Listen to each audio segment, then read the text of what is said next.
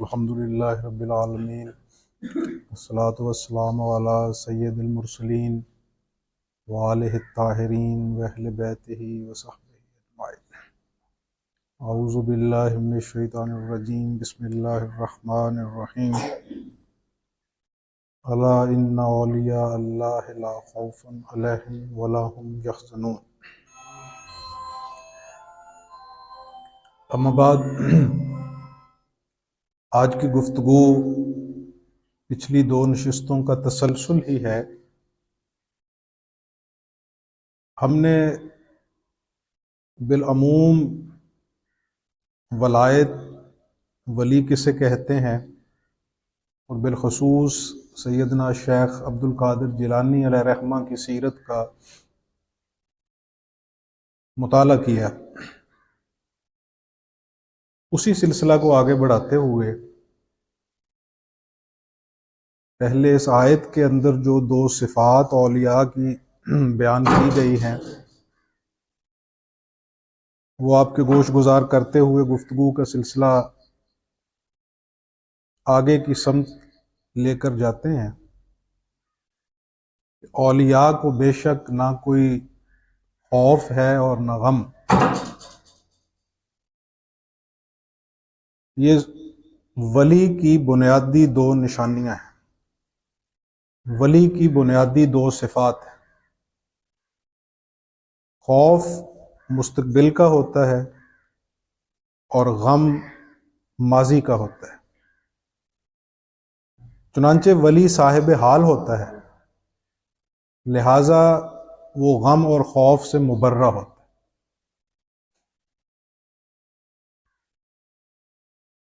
عبادہ بن ثابت رضی اللہ تعالی عنہ، عبداللہ ابن عمر رضی اللہ عنہما، مولا علی المرتضیٰ کرم اللہ وجہ الکریم اور صحابہ کی ایک کثیر جماعت سے یہ روایت منقول ہے،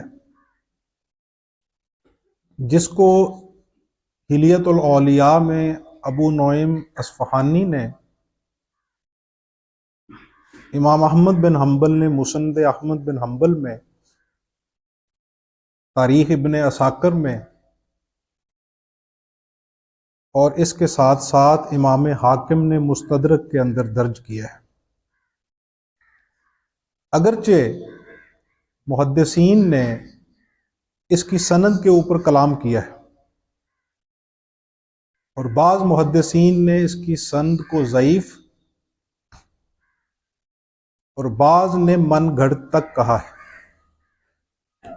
میری کوشش ہوتی ہے ہمیشہ کہ کسی بھی روایت کو آپ کے گوش گزار کرنے سے پہلے اس روایت کے اوپر جرح کر لی جائے،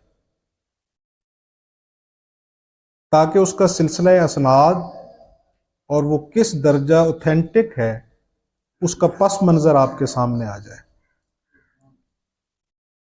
یہ روایت جو میں آپ کے گوش گزار کرنے لگا ہوں، اس کی وہ اسناد جو امام احمد بن حنبل نے بیان کی ہیں یا ابو نعیم اصفہانی نے ذکر کی ہیں، ان کے اندر تو اگرچہ کچھ جگہ پہ انقطاع موجود ہے، کسی راوی کی دوسرے راوی کے ساتھ ملاقات ثابت نہیں، لیکن جو سند اس کی امام حاکم نے مستدرک کے اندر بیان کی ہے وہ سند بالکل صحیح ہے، اور امام حاکم نے اس سند کو ذکر کرنے کے بعد خود یہ بات لکھی ہے کہ اس کی سند بالکل درست ہے۔ یہ تمہیدی گفتگو ہے، ابھی میں نے روایت آپ کے گوش گزار نہیں کی، کیونکہ یہ روایت کا صحیح ہونا صوفیاء کے مراتب اور صوفیاء کے مقامات کے لیے ایک دلیل قاطع ہے کہ صوفیاء نے جو اپنے مقامات بیان کیے ہیں، جو مراتب بیان کیے ہیں، ان کے لیے انہوں نے استدلال کہاں سے کیا؟ یعنی یہ جو قرآن کریم میں مومن کی تعریف کی گئی ہے، ولی کی صفات بیان کی گئی ہیں کہ اسے خوف نہیں ہوتا، غم نہیں ہوتا، یہ تو مجموعی طور پہ مومن کی صفات کا تذکرہ ہے۔ لیکن صراحت کے ساتھ جو اولیاء کے مقامات ہیں اور اولیاء کی جو ڈیوٹیاں ہیں، یعنی جس طرح آپ کہتے ہیں کہ جی اولیاء کی ذمہ داریاں ہوتی ہیں، اولیاء کی ڈیوٹیاں ہوتی ہیں، فلاں جگہ پہ کسی ولی کی ڈیوٹی لگ گئی، فلاں جگہ کے اوپر کسی ولی کی ذمہ داری، فلاں جگہ پہ کسی ولی کو ذمہ داری سونپ دی گئی، اس کی بنیاد یہ روایت ہے۔ وہ روایت یہ ہے، یعنی یہ جو میں نے ابھی آپ کے سامنے اسماء پیش کیے ہیں، عبادہ بن ثابت، عبداللہ ابن عمر اور مولا علی المرتضیٰ کرم اللہ وجہ الکریم، یہ اس روایت کے راوی ہیں۔ اور وہ جو متعدد متن ہیں اس روایت کے، جو مسند احمد بن حنبل اور مستدرک امام حاکم اور دیگر کثیر تعداد میں محدثین نے اپنی اپنی کتب کے اندر درج کیے ہیں، ان سب کو اکٹھا کر کے ان کا مجموعی مفہوم آپ کے گوش گزار کرنے کی کوشش کرتا۔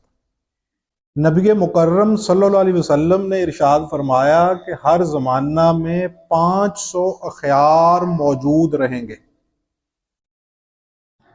یعنی وہ لوگ جو خیر پہ ہیں ان کو اخیار کہا جاتا ہے، وہ لوگ جن سے لوگ فیض یاب ہوں ان کو اخیار کہا جاتا ہے، وہ لوگ جن سے لوگ برکت اٹھائیں انہیں اخیار کہا جاتا ہے، وہ لوگ جن سے لوگ فیض یاب ہوں، نور ہدایت پائیں، نور عرفان پائیں، ان کو اخیار کہا جاتا ہے۔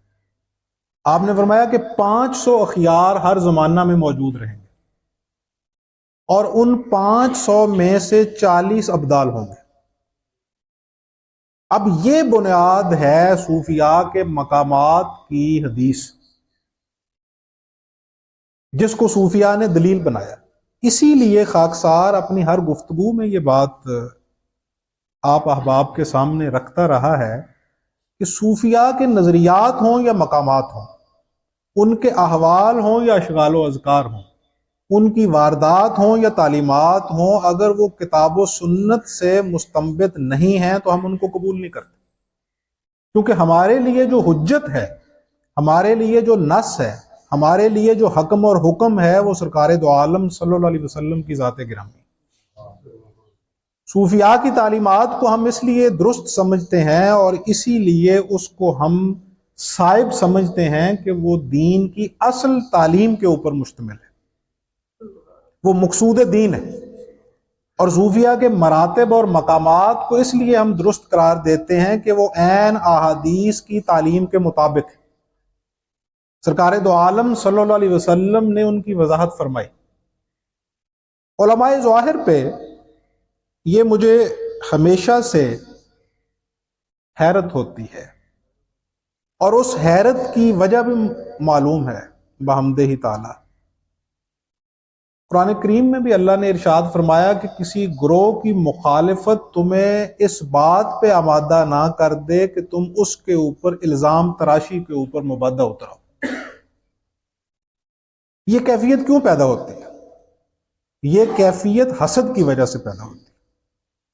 آپ ذرا اپنے گریبانوں میں جھانک کے دیکھیے، جس طرح کہ سرکار دو عالم صلی اللہ علیہ وسلم نے فرمایا کہ ایک سینے میں نور ہدایت، نور ایمان اور حسد اکٹھے نہیں ہو سکتے۔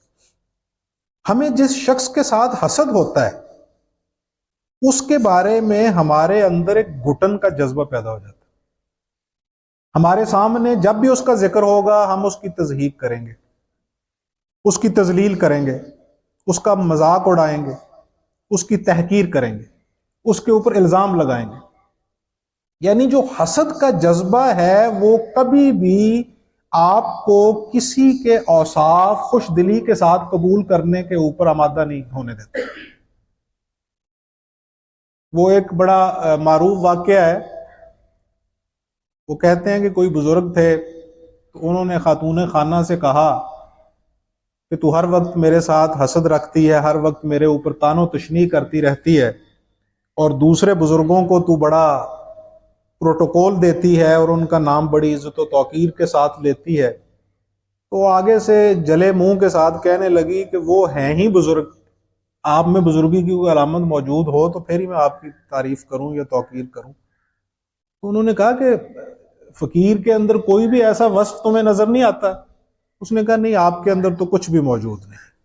اب سید غوث علی شاہ صاحب پانی پتی علیہ رحمہ نے یہ واقعہ بیان کیا ہے، تو وہ روایت کرتے ہیں کہ وہ بزرگ نے فرمایا کہ اچھا تم نے دیکھا ہے کل ہمارے گھر کے اوپر سے ایک بزرگ پرواز کرتے ہوئے جا رہے تھے۔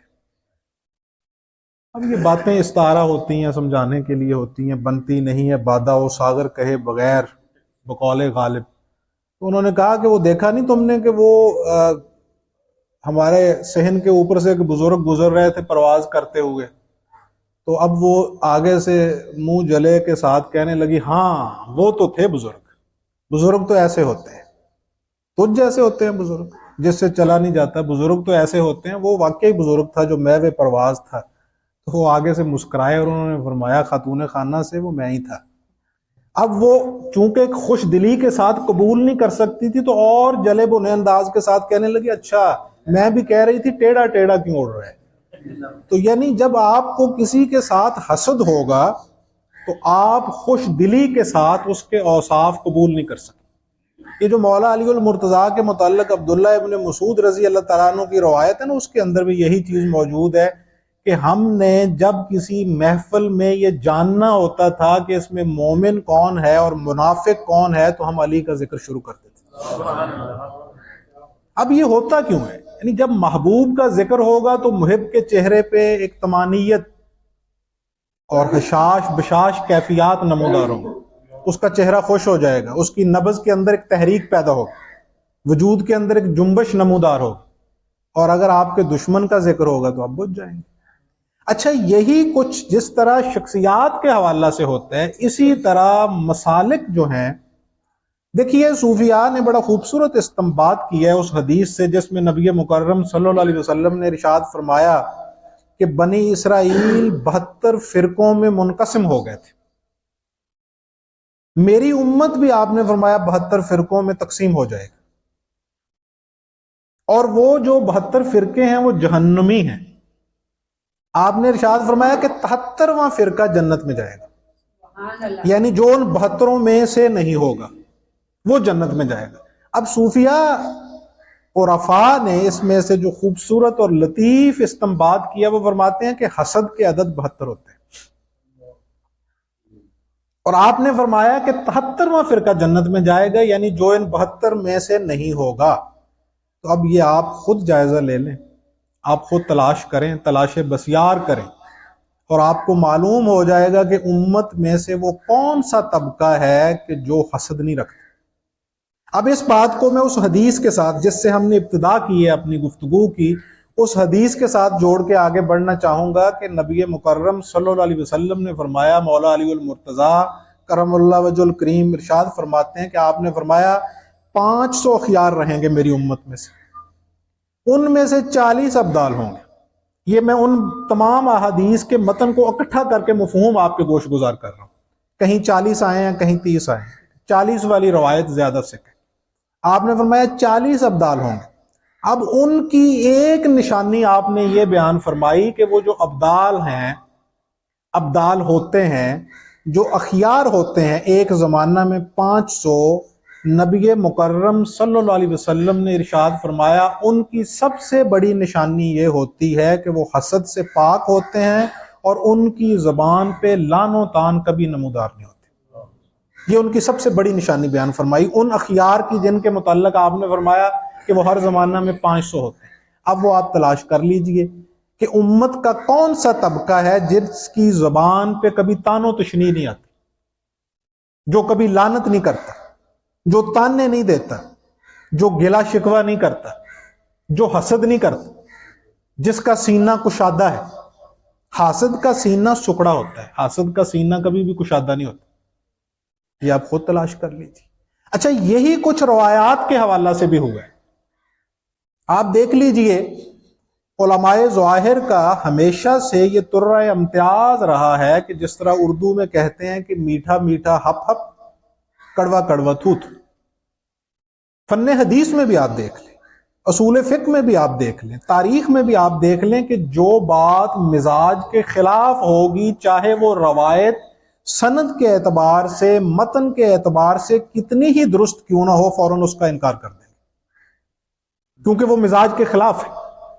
اچھا اب دیکھیے یہ جو میں نے روایت آپ کے سامنے رکھی ہے، ایک لمحے کے لیے علماء ظواہر کے ان پیمانوں کو، اگرچہ میں ابتداً عرض کر چکا ہوں کہ امام حاکم والی سند بالکل ٹھیک ہے، انہوں نے اس کی سند کو صحیح لکھا ہے، لیکن ایک لمحے کے لیے امام احمد بن حنبل کی سند کے اوپر جو امام ابن تیمیہ نے، محدث ابن جوزی نے اعتراض کیا، انہوں نے جرح کیا اور انہوں نے کہا کہ یہ حدیث ٹھیک نہیں ہے، میں از رہے تنزل ایک لمحے کے لیے ان کی بات مان لیتا ہوں کہ انہوں نے جو بات کہی ہے وہ بالکل درست ہے، یہ روایت ٹھیک نہیں ہے۔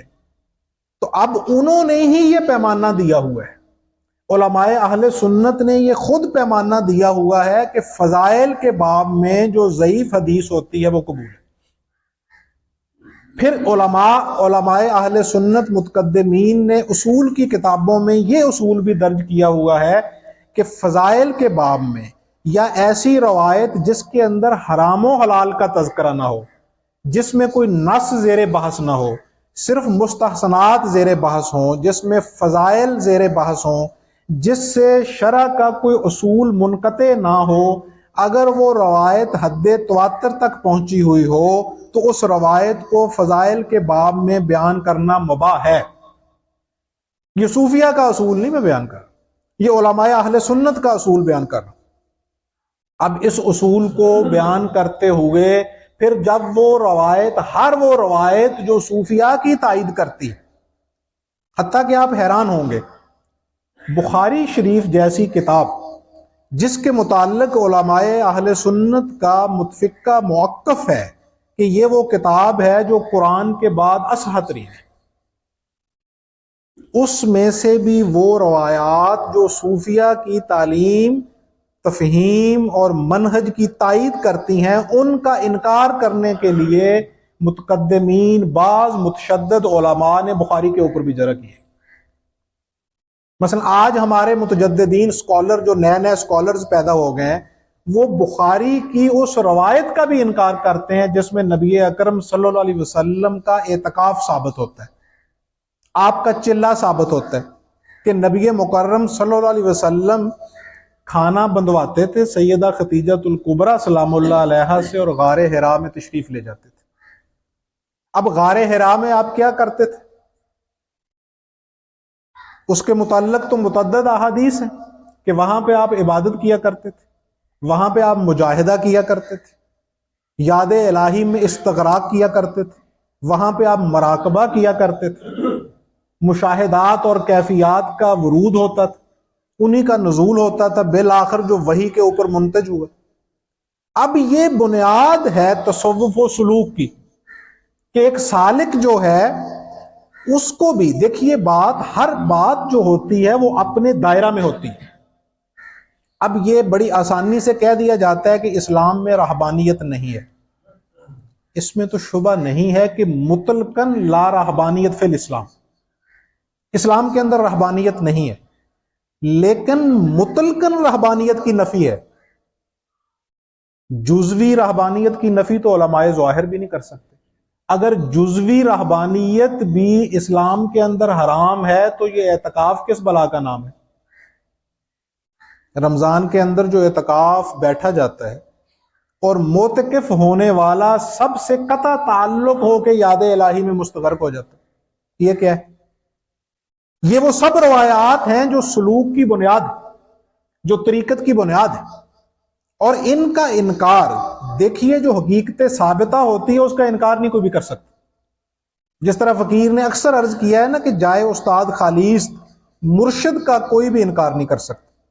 لفظوں میں فرق ہو سکتا ہے کہ کوئی وہاں پہ مرشد کا لفظ استعمال کرے، کوئی پیر کا لفظ استعمال کرے، کوئی مولوی کا کرے، کوئی مجتہد کا کرے، کوئی قاری صاحب کا کرے، کوئی حافظ صاحب کا کرے، لفظوں کا فرق ہو سکتا ہے، لیکن ایک سپیریئر شخصیت کو جس کی آپ تقلید کرتے ہیں اس کو ماننا ضروری ہے۔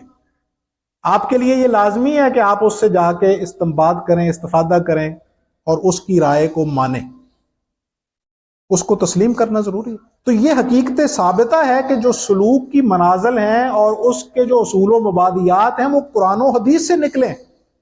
اب جب اس روایت کو مانا جائے گا، ان روایات کو تسلیم کیا جائے گا تو پوری تصوف کی جو عمارت ہے اس کو تسلیم کرنا پڑے گا۔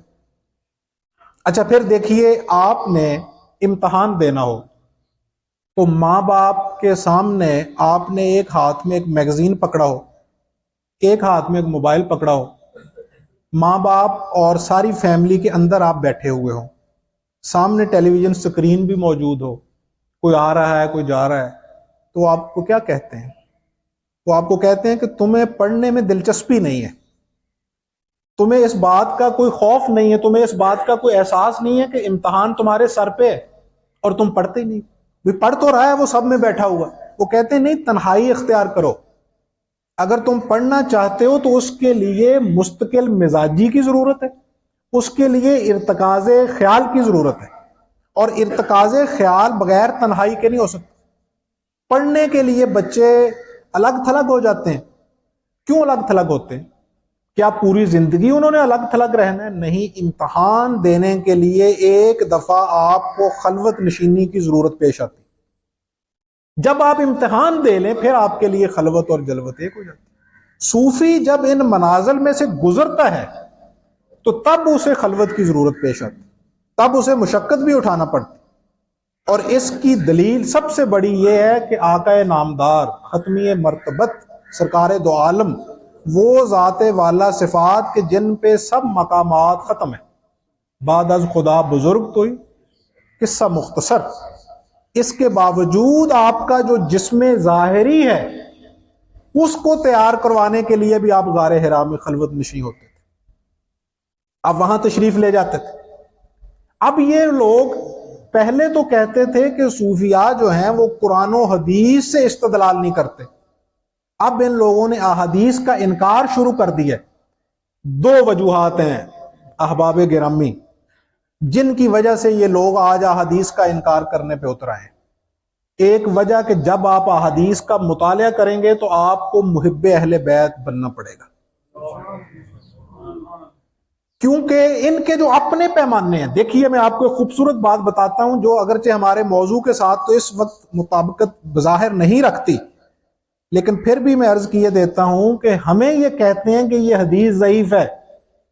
یہ جو حدیث بیان کرتے ہیں کہ رسول اللہ صلی اللہ علیہ وسلم نے فرمایا میں تمہارے درمیان دو چیزیں چھوڑے جا رہا ہوں، ایک اللہ کی کتاب اور ایک اپنی سنت، پر لطف بات ہے کہ یہ حدیث بھی ضعیف ہے،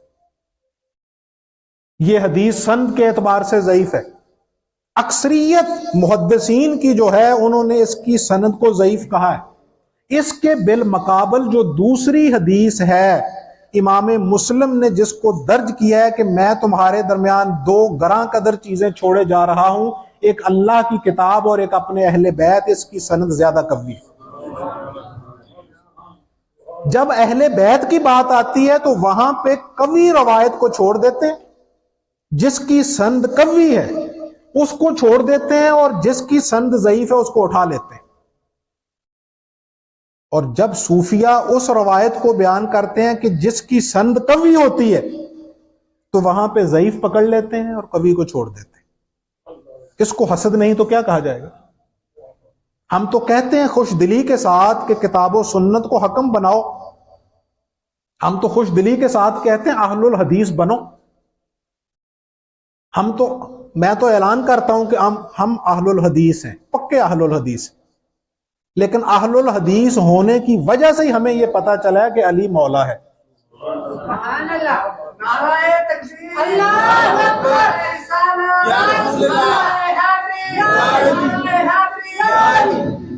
یہ حدیث نے ہمیں بتایا ہے کہ حسین و منی وانا من الحسین، حسین مجھ سے اور میں حسین میں سے۔ سید اشباب اہل الجنہ، یہ ہمیں حدیث نہیں بتایا کہ حسن اور حسین نوجوانہ نے جنت کے سردار، یہ ہمیں حدیث نہیں بتایا فاطمہ میرے جگر کا ٹکڑا، یہ ہمیں حدیث نہیں بتایا کہ علی مجھ سے ہے اور میں علی میں سے، یا علی انت اخی فی الدنیا والآخرہ، یہ ہمیں حدیث نہیں تو بتایا۔ اہل الحدیث ہیں ہم بھائی، پکے ٹھک، اور پکے وہابی بھی ہیں، عبد الوہاب کے وہابی نہیں، اس وہاب کے وہابی جو الہ العالمین ہے۔ اس وہاب نے ہمیں کہا ہے کہ جو رسول دیں وہ لے لو، جس سے منع کریں اس سے رک جاؤ، اس لیے ہم وہابی ہیں۔ اور اس رسول نے ہمیں کہا ہے کہ علی کو مولا ماننا ہے، جن معنوں میں مجھے مولا ماننا ہے انہی معنوں میں علی کو مولا ماننا ہے، اس لیے ہم اہل الحدیث۔ تو یہ کیا پیمانہ ہوا کہ جو ضعیف ہے روایت اس کو قبول کر رہے ہیں، وہاں پہ بات ہی نہیں کرتے، اور جو قوی ہے، انتہائی قوی ہے، ایمان ابی طالب کی باری آتی ہے تو آپ کا کفر ثابت کرنے کے لیے وہ روایت بیان کرتے ہیں جو ضعیف بھی نہیں ہے، مدلس ہے۔ مدلس جو روایت ہوتی ہے وہ ضعیف سے بھی پرلے درجے کی ہوتی ہے۔ مدلس روایت کس کو کہتے ہیں؟ تدلیس کیا ہوتی ہے؟ ایک راوی کی دوسرے راوی سے ملاقات ہی جس میں ثابت نہ ہو اس کو تدلیس کہتے ہیں۔ وہ روایت میں نے ایمان ابی طالب پہ گفتگو کرتے ہوئے ان سب روایات کا جائزہ لیا تھا کہ وہ جتنے راوی ہیں وہ اس واقعہ کے وقت موجود ہی نہیں تھے، یا پیدا نہیں ہوئے تھے، یا ایمان اختیار نہیں کیا تھا، یا وہاں موجود ہی نہیں تھے۔ جب ابی طالب کی باری آتی ہے تو وہاں پہ مدلس تدلیس شدہ حدیث کو ان کے کفر کے اثبات کے لیے بطور دلیل پیش کرتے ہیں، اور جب صوفیاء کے افکار کی یہ حدیث کا انکار صرف دو وجوہات کی بنیاد پہ کر رہے ہیں، تصوف ثابت ہوگا، اولیاء کے مقامات ثابت ہوں گے، اور اہل البیت کو حکم ماننا پڑے گا قرآن کے اوپر، کیونکہ آپ نے قرآن کو اکیلے نہیں چھوڑا، آپ نے فرمایا کہ میں تم میں دو گراں قدر چیزیں چھوڑے جا رہا ہوں، اللہ کی کتاب اور اپنے اہل البیت۔ قرآن سیکھنا تو اہل بیت سے، اور اہل البیت کا مقام جاننا تو قرآن سے۔ قرآن بتائے گا اہل البیت کا مقام، اور قرآن کیا ہے وہ پوچھنا تو وہ در اہل البیت سے۔ اب اہل البیت کے در پہ جائیں گے تو ایک تو گردن سے سریا نکلے گا، دوسرا وہ پوری کی پوری جو تکبرانہ فہم دین کی عمارت ہے وہ زمین بوس ہو جائے گی۔ اس کے نتیجے میں آپ کو عجز اختیار کرنا پڑے گا، آپ کو وسعت اختیار کرنا پڑے گی، تحمل اختیار کرنا پڑے گا، اور اس کے نتیجے میں نبی مکرم صلی اللہ علیہ وسلم کی ذات والا صفات جو خیر البشر ہے اس کی قدر و منزلت اور مقام کو تسلیم کرنا پڑے گا۔ پھر اس کے نتیجے میں پھر سرکار دو عالم صلی اللہ علیہ وسلم آپ جیسے نہیں رہیں گے، نہ آپ ان جیسے رہیں گے۔ یہ سب کچھ نہیں وہ کر سکتے، اس لیے وہ ان سب روایات کے انکار پہ آ گئے ہیں کہ ان روایات کا مطلقاً ہی انکار کر دیا جائے۔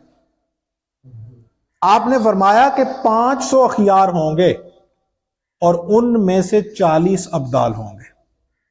اب دیکھیے، شیخ المشائخ سید عبد القادر جیلانی علیہ رحمہ کو صوفیہ کہتے ہیں غوث۔ غوث کا مطلب ہوتا ہے مدد کرنے والا، غوث کا مطلب ہوتا ہے فریاد رس۔ اچھا، پھر آپ کو غوث العظم بھی کہا جاتا ہے، اور اس کو کہتے ہیں یہ شرک ہے۔ اب مجھے یہ بتائیے، میں چند سوالات آپ کے گوش گزار کر کے گفتگو آگے بڑھانا چاہوں گا۔ حضرت ابو بکر رضی اللہ تعالیٰ عنہ کو پہلے کہا جاتا تھا صدیق، اب کہا جاتا ہے صدیق اکبر۔ مجھے ذرا اپنے گریبانوں میں جھانک کے پوری دیانتداری کے ساتھ جواب دیں کہ اس کائنات میں صدیق اکبر کون ہے؟ اکبر کا معنی ہوتا ہے بڑا، سب سے بڑا، اللہ اکبر۔ اس کائنات کا سب سے بڑا صدیق کون ہے؟ اللہ۔ اور اس کائنات مشہود کا جو آپ کے مشاہدہ میں آ رہی ہے، اس کائنات کا سب سے بڑا صدیق کون ہے؟ سرکار دو عالم صلی اللہ علیہ وسلم کی ذات۔ تو حضرت ابو بکر رضی اللہ تعالیٰ عنہ کو صدیق اکبر کیوں کہتے ہیں؟ یہاں شرک کیوں نہیں ہوتا؟ یہاں بدعت کیوں پیدا نہیں ہوتی؟ دوسرا سوال، فاروق کا معنی ہوتا ہے فرق کرنے والا، حق اور باطل میں تمیز پیدا کرنے والا، تفریق پیدا کرنے والا۔ اس کائنات میں حق اور باطل کو واضح کرنے والی سب سے بڑی ذات کون ہے؟ اعظم کو ذات کون ہے؟ اللہ۔ اور ہمارے سامنے جو کائنات ہے اس میں سب سے بڑی فاروق اعظم ذات کون ہے؟ اللہ۔ اور اس کے بعد سرکار دو عالم صلی اللہ علیہ وسلم۔ اللہ قرآن میں فرماتے ہیں کہ اللہ غنی ہے، تم سب فقیر ہو، تو حضرت عثمان کو غنی کیوں کہا جاتا ہے؟ اب شرک کیوں نہیں ہوا؟ اب بدعت کیوں نہیں پیدا ہوئی؟ علی کو مولا کہتے ہی بدعت بھی پیدا ہو جاتی ہے، شرک بھی جنم لے لیتے ہیں۔ شیخ المشائخ سید عبد القادر جیلانی علیہ رحمہ کو غوث الاعظم کہتے ہی شرک بھی ہو جاتا ہے، بدعت بھی پیدا ہو جاتی ہے۔ علی حجویری کو داتا کہتے ہی شرک بھی پیدا ہو جاتا ہے، بدعت بھی جنم لے لیتی ہے۔ چھ معنی دارت کیوں؟ میں کہتا ہوں کہ اگر ان تراکیب کا، ان اصطلاحات کا استعمال اللہ کے لیے کسی کے ساتھ بھی جائز نہیں ہے، تو میں برملا اعلان کرتا ہوں کہ ہم فوراً سے شیخ المشائخ سید عبد القادر جیلانی علیہ رحمہ کا جو لقب ہے غوث الاعظم، اس کو منسوخ کر دیں گے۔ علی حجویری کا جو لقب ہے داتا، اس کو منسوخ کر دیں گے۔ خواجہ معین الدین اجمیری کا جو لقب ہے غریب نواز، اس کو بھی معطل کر دیں گے۔ لیکن امام ابو حنیفہ کو امام اعظم کہنا یہ بھی ترک کریں، کیونکہ امام اعظم تو رسول اللہ صلی اللہ علیہ وسلم کی ذات ہے، صدیق اکبر سرکار دو عالم صلی اللہ علیہ وسلم کی ذات ہے، فاروق اعظم سرکار دو عالم صلی اللہ علیہ وسلم کی ذات ہے۔ اور غوث الاعظم کہتے ہیں، غوث کہتے ہیں مدد کرنے والے کو، غوث الاعظم کا مطلب ہے سب سے بڑا مدد کرنے والا، اور سب سے بڑا مدد کرنے والا تو اللہ ہے، واللہ غالب علی۔ کیا شرک کرتے ہو تم؟ تو ہم بھی تو یہی کہتے ہیں کہ سب سے بڑا صدیق اکبر اللہ ہے، تم ابو بکر کو صدیق اکبر کہہ کے کیوں شرک کرتے ہو؟ سب سے بڑا فاروق اعظم تو اللہ ہے، آپ سرکار دو عالم صلی اللہ علیہ وسلم کی ذات ہے، تم فاروق اعظم کہہ کے کیوں شرک کرتے ہو؟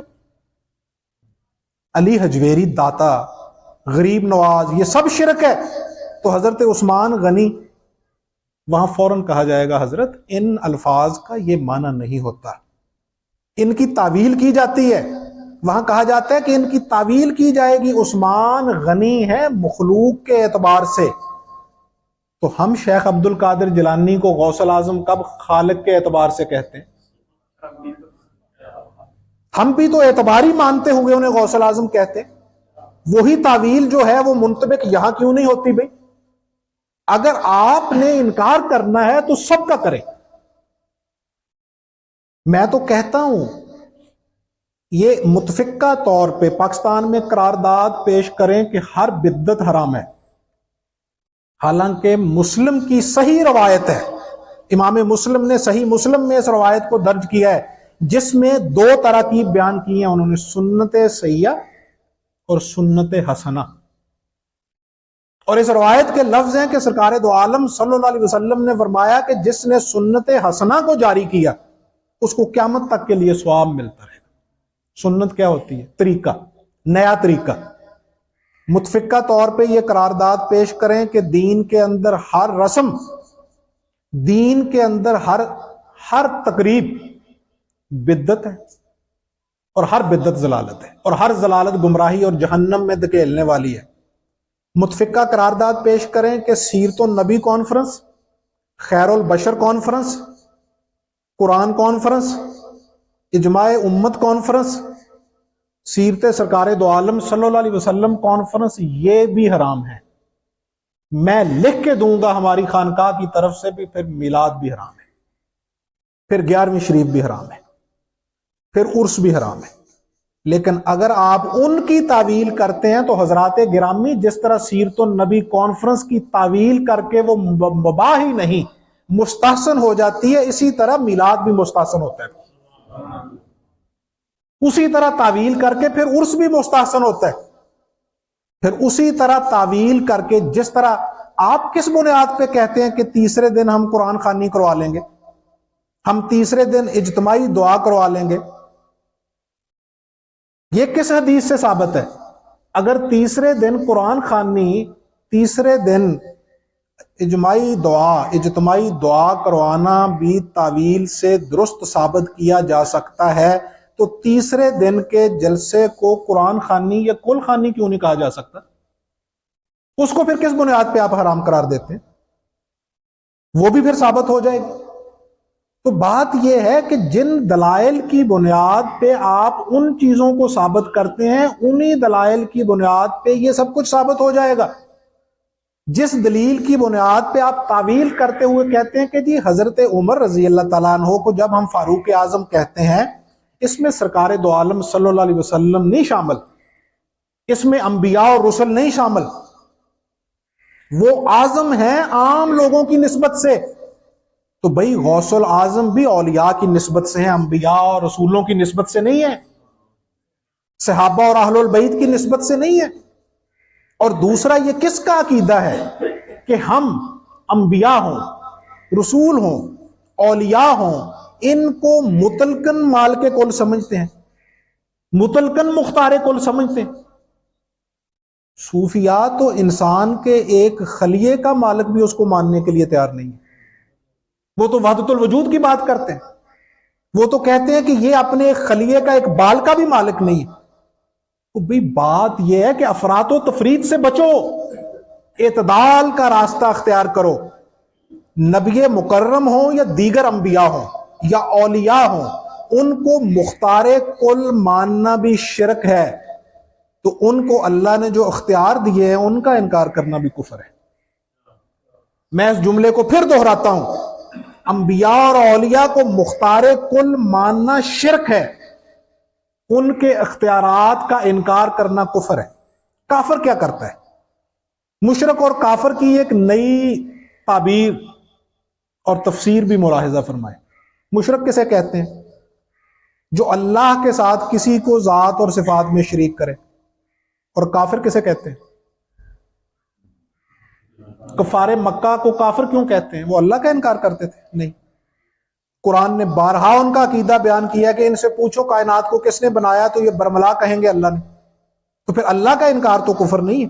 انکار کس کا کفر ہے؟ رسول کا۔ تو انہوں نے کبھی کہا تھا کہ آپ ہیں ہی نہیں؟ ان جملوں پہ غور کیجئے گا، انہوں نے کبھی کہا تھا کہ محمد ابن عبداللہ نہیں ہے؟ انکار کس کا کرتے تھے؟ محمد ابن عبداللہ کے بیٹے ہونے کا انکار کرتے تھے، آمنہ کے لخت جگر ہونے کا انکار کرتے تھے۔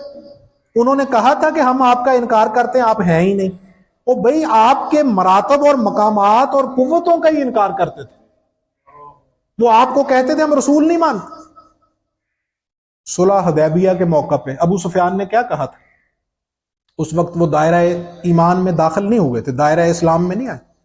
جب مولا علی المرتضیٰ سے آپ نے فرمایا لکھ، یہ دستاویز ہے محمد رسول اللہ صلی اللہ علیہ وسلم کی طرف سے، اس نے کہا ہمارا تو اختلاف ہی ہے کہ ہم آپ کو رسول نہیں مانتے، اگر ہم آپ کو رسول مانتے تو ہمارا آپ سے اختلاف ہی نہ ہوتا۔ آپ لکھیں محمد ابن عبداللہ کے ساتھ معاہدہ ہے زمائے عرب کا، زمائے مکہ کا۔ اب مجھے بتائیے کہ وہ آپ کے ہونے کو تو مانتے تھے، وہ کہتے تھے ہم آپ کے رسول ہونے کو نہیں مانتے۔ تو رسول کیا ہوتا ہے؟ نبی کیا ہوتا ہے؟ نبی کا معنی کیا ہوتا ہے؟ نبی نبا سے مشتق ہے، اس کا معنی ہوتا ہے غیب کی خبر دینے والا۔ سبحان اللہ۔ اس کا معنی یہ ہوا کہ اللہ نے جو آپ کو علم عطا کیا ہے، اللہ نے جو آپ کو قدرت عطا کی ہے، اس کے انکار کو کفر کہتے ہیں۔ ولی ہو یا رسول ہو یا نبی ہو، اس کو مالک یا مختار بذات ماننا شرک ہے، لیکن اللہ نے جو اس کو عطا کیا ہے اس کا انکار کفر ہے۔ اب یہ آپ خود اس کا جائزہ لیں کہ شرک میں مبتلا ہونا ہے، کفر میں مبتلا ہونا ہے، یا ایمان کو اختیار کرنا ہے۔ اس کو اختیار کرنا ہے جو رسول اللہ صلی اللہ علیہ وسلم کی صراط مستقیم ہے، جو انبیاء کا راستہ ہے۔ ایک شخص کہتا ہے کہ میں رسول اللہ صلی اللہ علیہ وسلم کو بندہ مانتا ہوں، آمنہ کا بیٹا مانتا ہوں، عبداللہ کا بیٹا مانتا ہوں، تو وہ دائرہ دین میں داخل ہو جائے گا؟ نہیں ہوگا۔ دائرہ دین میں وہ اس وقت داخل ہوگا جب اللہ نے جو آپ کو قوتیں عطا کی ہیں ان کو قبول کرے، سید الانبیاء مانے، سید الرسل مانے۔ اور جو ہی وہ سید الانبیاء مانے گا تو نبی کو، اب یہ کہتے ہیں کہ ہم کہتے ہیں کہ رسول اللہ کو غیب کا علم تھا، لیکن اتنا ہی تھا جتنا اللہ بتاتا تھا، تو ہم نے اس کا کب انکار کیا؟ ہم نے کب کہا ہے کہ آپ کو اس سے زیادہ علم تھا جتنا اللہ بتاتا تھا؟ لیکن ہم یہ بھی سوال کرتے ہیں کہ اللہ کتنا بتاتا تھا، آپ کو اس کا علم کہاں سے آیا؟ آپ نبی ہیں، آپ رسول ہیں، آپ سید الانبیاء ہونے میں شراکت دار ہیں، آپ کو اللہ نے کوئی تکڑی دی ہوئی ہے کہ نبی مکرم کو جتنا اللہ نے علم عطا کیا آپ اس میں ڈال کے تولتے رہیں؟ آپ تو ایک جید زیرک عالم کے علم کو نہیں تول سکتے، کجا یہ کہ سید الانبیاء صلی اللہ علیہ وسلم کے علم کو تولیں۔ ہم تو مانتے ہیں کہ آپ کا علم غیب خبر کے اوپر مبنی ہے، لیکن کتنا علم ہے، خبر کتنی دی ہے، وہ آپ کو معلوم ہے؟ جن کو اپنے وجود کی خبر نہیں ہے ان کو کیا معلوم ہے کائنات کی خبر؟ خفتہ را خفتہ کہہ کند بیدار، سوئے کو سویا ہوا نہیں جگا سکتا، سوئے کو وہی جگا سکتا ہے جو خود جاگا ہوا۔ اچھا اب یہ دیکھیے کہ جس طرح وہ نسبتیں ہیں، فاروق اعظم، صدیق اکبر، عثمان غنی، اسی طرح مولا علی المرتضیٰ بھی نسبت ہے، اس نسبت کو مقرر کر کے اس کا معنی اخذ کیا جائے۔ اسی طرح داتا، اسی طرح غریب نواز، اسی طرح غوث العظم، یہ بھی سب نسبتیں ہیں۔ اسی حدیث میں آگے جا کے آپ نے فرمایا 500 اخیار، ان میں سے 40 آپ نے فرمایا ابدال ہوں گے۔ صوفیہ انیسی کی شرح بیان کرتے ہوئے فرمایا کہ ان 40 ابدالوں میں چار اقطاب ہوتے ہیں، اور پھر 4 اقطاب یعنی کتب ہوتے ہیں 4 کونوں میں کائنات۔ کونے یہ سمجھانے کے لیے بیان کیے گئے ہیں، ورنہ تو اس کے کونے نہیں ہوتے، لیکن مشرق مغرب شمال جنوب تو اس کے جو کونے بنتے ہیں تفہیم کے لیے، ان میں فرمایا کہ 4 اقطاب ہوتے ہیں، اور وہ جو 4 اقطاب ہیں ان میں ایک قطب مدار ہوتا ہے، وہ جو قطب مدار ہوتا ہے اس کو غوث کہتے ہیں، اور ان کی نسبت سے شیخ محی الدین عبد القادر جیلانی علیہ رحمہ کو غوث العظم کہا گیا، ان کی نسبت سے، اور یہ اسی حدیث سے مستنبط ہے۔ مولا علی المرتضیٰ کرم اللہ وجہ الکریم فرماتے ہیں کہ سرکار دو عالم صلی اللہ علیہ وسلم نے ارشاد فرمایا کہ وہ جو 40 ابدال ہوتے ہیں ان میں عورتیں بھی ہیں، ان میں مرد بھی ہیں۔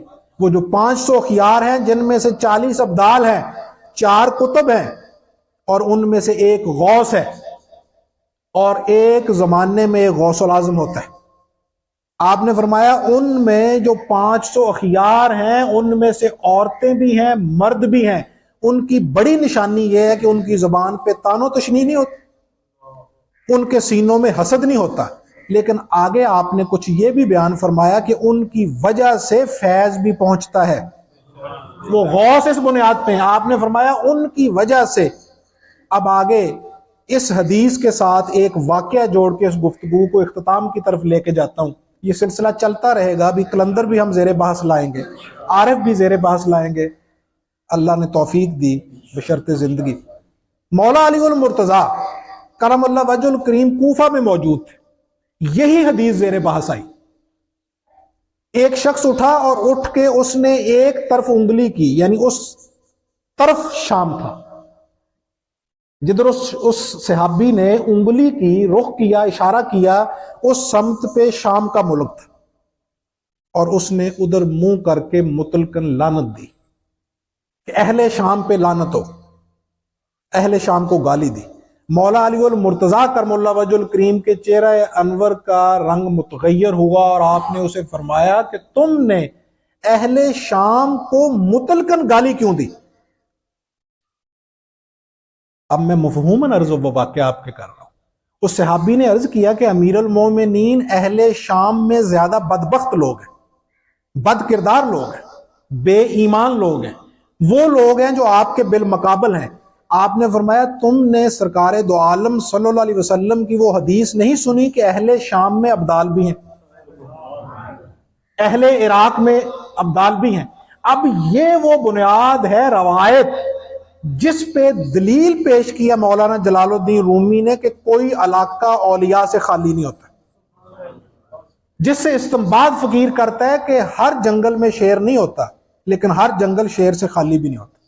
علاقہ سے مراد بستی اور قریہ نہیں ہے، علاقہ سے مراد ایک سمت ہے، یعنی مولا علی المرتضیٰ کرم اللہ وجہ الکریم نے کسی سمت اشارہ کر کے اس پورے علاقے پہ لعنت کرنے سے اس لیے منع فرمایا کہ آپ نے کہا کہ اس علاقہ میں ابدال بھی ہوتے ہیں، اس علاقہ کے اندر کتب بھی ہوتے ہیں، اخیار بھی ہوتے ہیں، یہ اولیاء کی قسم ہے۔ اس حدیث نے یہ ثابت کیا کہ ایک زمانہ میں بیک وقت دنیا کے اندر 500 اولیاء اللہ موجود ہوتے ہیں، ان 500 میں سے 40 ابدال ہوتے ہیں، 4 قطب ہوتے ہیں اور ایک غوث ہوتا ہے۔